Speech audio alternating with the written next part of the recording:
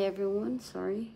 I'm being so traumatized of typhoon, the earthquake, everyone. And then later this afternoon, a minute ago, I just saw a birds that I saw before the earthquake, 7.9 magnitude in Davao appears again now. So I don't know what to think. I am so stressed. I don't know. I'm being traumatized of this everything happened in our place. I saw lots of birds, and I saw that bird days ago before Davao hit the 7.9 magnitude. A lot of bird on the wires. They're so noisy, and then I think if they can speak, I think they're talking to us to be ready or something like that. Then now I saw it now again. Watch this one. Dagan kayo sila.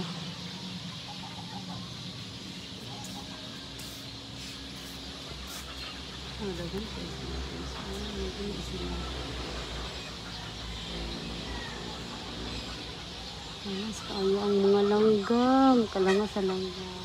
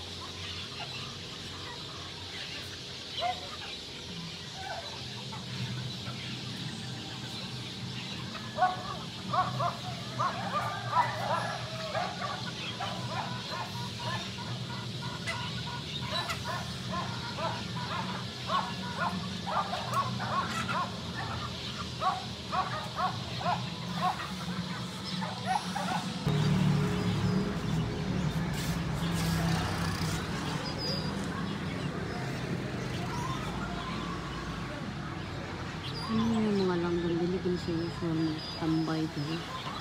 So kanina kita ko ano wala pa naglinig ang dagat. Karon naglook ko pa na message sila dili sa magkain. Dapat sa kayo sila naglook sa din sila dito.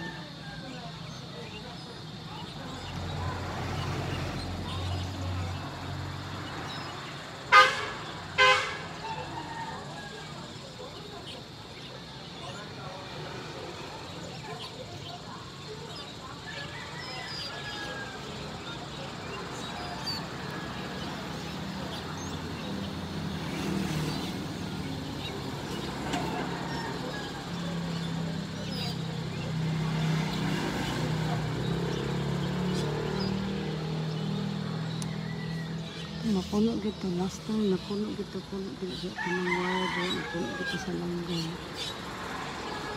Ay, ito dito sabot niya guys. Ay,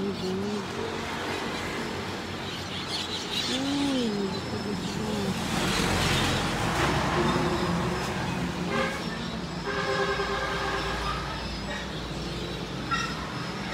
Madlok sila og langas.